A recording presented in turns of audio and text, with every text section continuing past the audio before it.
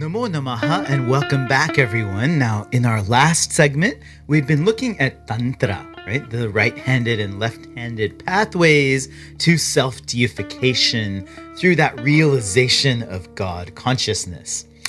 We talked about how we looked at several different key tantric ideas and how they got integrated into Hatha Yoga.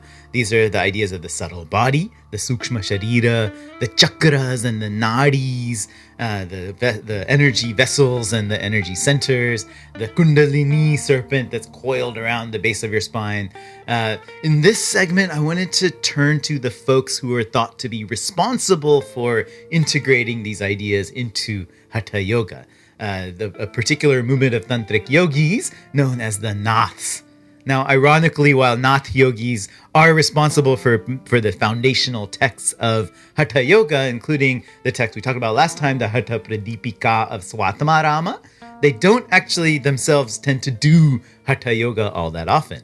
But still, Hatha Yoga in India has been closely associated with the Naths for centuries. Now remember all the way back at the start of the course when I asked you to picture in your head what a yogi looks like. For a majority of people living in mainstream communities across India, for centuries, whether they were Hindu or Buddhist or Sikh or Jain or Muslim or Christian or whatever, no matter who they were, if they were asked to imagine what a yogi looks like, they probably would have pictured a Nath Tantric yogi, including me, I have to say.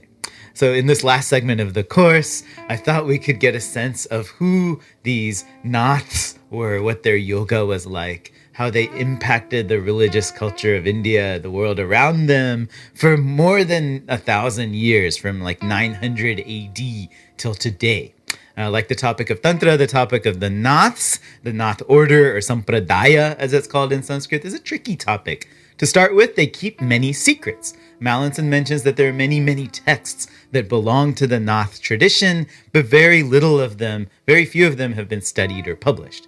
There's also the Naths are quite regionally diverse. Nath yogis have different lifestyles in central India, in South India, in Northwest. Maybe it's better to think of the Naths as kind of like a coalition of different regional communities, which is why maybe the group honors 9 distinct Nath gurus, who are called the Noanath, and each of them comes from a different part of India. Another reason why the Naths are so tricky to talk about is that they actually aren't all renunciant yogis who wear dreadlocks and ashes and hoop earrings.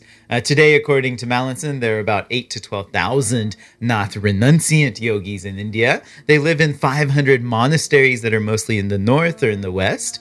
They would look like your stereotypical Nath yogi.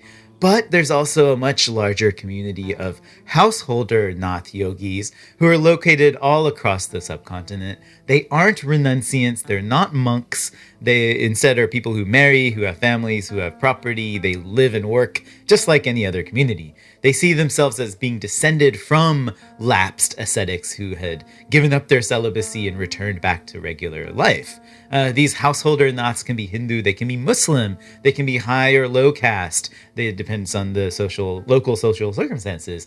Further complicating things, that there's also other competing orders of yogic practitioners. Mainstream Hindus couldn't often tell them apart. So today there's actually 3 other major ascetic yogi groups. These are called, again, Sampradayas. Besides the Naths, there's the Dashanami Sampradaya. These are sometimes called the Naga Babas because they're worshippers of Shiva and they often go totally naked Naga. Then there's also Ramanandis, who are renunciant devotees of Vishnu in the form of Shri Ram.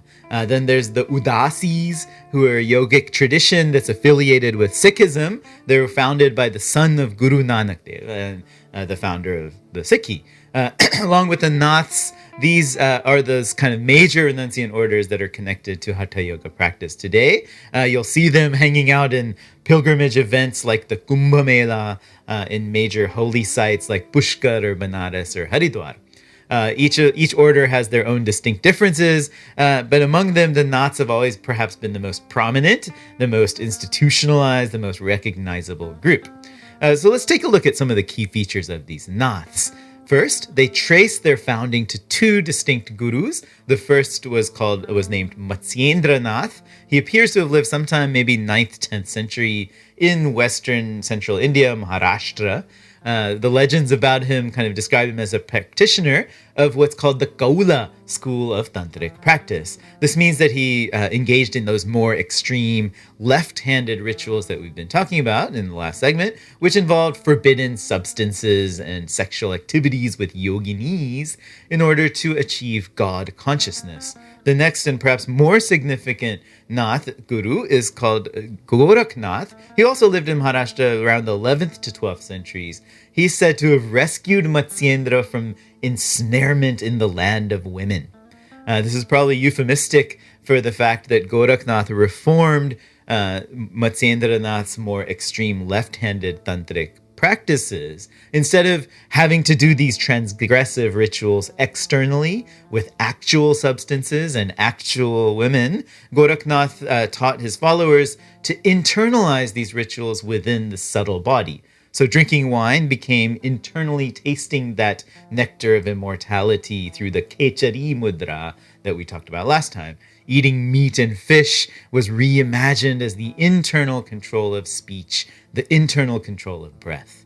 The practice of copulation with the yogini, the female consort, was reimagined as raising the feminine kundalini energy up the central channel. Gorakhnath also combined this kind of mystical internalization of Kaula tantric practices with he combined it with the Hatha Yoga practices of postures, kumbhaka, breath control, mudras, and all that stuff. So he's generally credited as being that innovator of classical Hatha Yoga. This Hatha Yoga, once it got sort of laid down in the 15th century Hatha Pradipika, then got adopted by all those other yogi orders, the Dashnamis, Udasis, Ramanandis. But as Mallinson points out, the Naths themselves generally don't seem to do that Hatha Yoga all that much. The Nath yogis certainly are interested in the results, immortality and magic powers, but they're not interested in Hatha, the brute force method. Instead, they allowed it to happen spontaneously, sahaja, as it's called in Sanskrit. This is in fact a hallmark of many other tantrically inclined models of yogic practice. We've seen, if you remember, the case of Swami Muktananda, his Shaktipat initiations, where Kundalini awakening happens instantly with the swipe of the guru's peacock feather, right? So typically Nath yogis don't really do asana postures or breath control or mudras or any other kind of formal practices. Part of their thing is to cast off the artificial norms of societal existence. And so they've also cast off all these complicated rules and procedures of Hatha Yoga. Instead, they just worship Shiva. They sing devotional poems, bhajans. They repeat the name of Shiva. So they don't actually look much different, act much different than any other Shaiva devotional communities across India. Where the Naths do look different is in their specific garb and their lifestyle. They wear dreadlocks and beards. They're covered in ashes. They only wear a tiny little lungi loincloth or a dhoti. They sit with a dhuni, a cow dung fire. They smoke cannabis using a chillum, a clay pipe. They wear three special insignia. The rosary beads or rudraksha, a black sacred thread with a tiny horn or shingi that's dangling from it, and most distinctly, large hoop earrings in the cartilage of their ears. For this trait, they're also called the kanpata yogis, those who have split open their ears. These were and continue to be the Naths, the renunciant followers of the Guru Gorakhnath, who took tantric ideas of the subtle body, the nadis, the chakras, the kundalini. They synthesized them with Hatha Yoga postural practices, breath control, mudras. The Nath Sampradaya and these other orders of renunciant yogis gained great fame in medieval India, infamy even. The Naths were anti-sectarian. They didn't believe in drawing lines between Hindu and non-Hindu, between high and low. They freely engaged with all kinds of communities, all kinds of religious groups. They had very interesting engagements with Sufi thinkers who ended up borrowing and Islamizing maybe the ideas of the subtle body and the chakras in Sufi thought. Judging by the miniature paintings, the Mughals seem also to have been fascinated both by Nath yogis as well as yoginis. They were famous for their alchemical elixirs as well, that could give you health and long life. Aurangzeb is famously said to have asked a Nath monastery in Punjab to make him a special alchemical potion made of mercury. The Naths sometimes were being stereotyped as militarized and aggressive, though Mallinson points out that it may have been more characteristic actually of the Dashanami and Ramanandi sects, and they're often confused.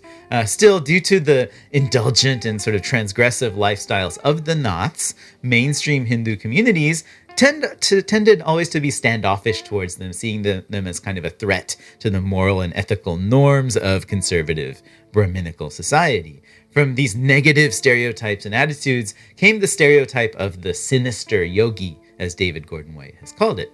And so when we do get to that colonial period, when the British arrive, they find that the yogi is a site of fascination, exotification, fear, both for Indian communities, but then also for the British.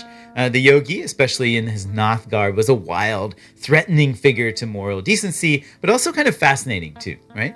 And so when Swami Vivekananda formulated his vision of that Raja Yoga for modern, urban, upwardly mobile Indians, he told people not to fall into the traps of Hatha Yoga, which he saw as being kind of too caught up in the indulgences of the physical body.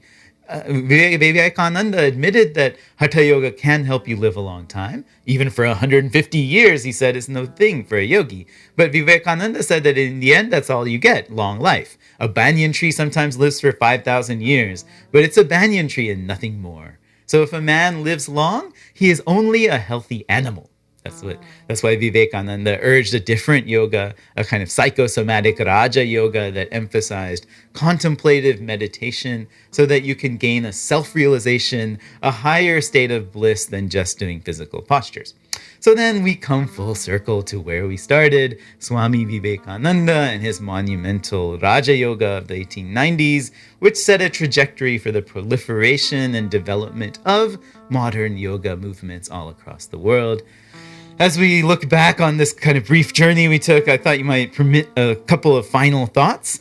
First, while we can have fun with beer yoga, goat yoga, dog yoga, you can go to yoga rave parties. I hope that you can you can agree that it's valuable to appreciate and acknowledge that these new commodified, hybridized forms of yoga are distinct from the older lineage-based traditions that trace themselves to those Indian founders of modern yoga from the 1890s to the 1920s, like Vivekananda, Krishnamacharya, Shivananda, Yogananda, and so on. Second, it's equally valuable to appreciate and acknowledge that these modern yoga traditions that came from modern India are themselves different from and indebted to pre-modern schools of classical yoga philosophy, medieval Hatha Yoga practices. Those have also had complex and fascinating histories of their own. All of this has been going on for at least 3,000 years, if not longer. If I can end with a really bad pun, I would say that we've learned that yoga is a flexible tradition. And I hope that you've enjoyed this journey through some of its twists and stretches as much as I have. If it makes you want to find a yoga guru, that's great. And who knows, maybe for one or two of you, it might inspire you to study Sanskrit, to become a yoga studies scholar, to help us understand all of this stuff a little bit better. In any case, it's been an honor to have you as part of this journey. And as always, I thank you for watching. Dhanyawadaha.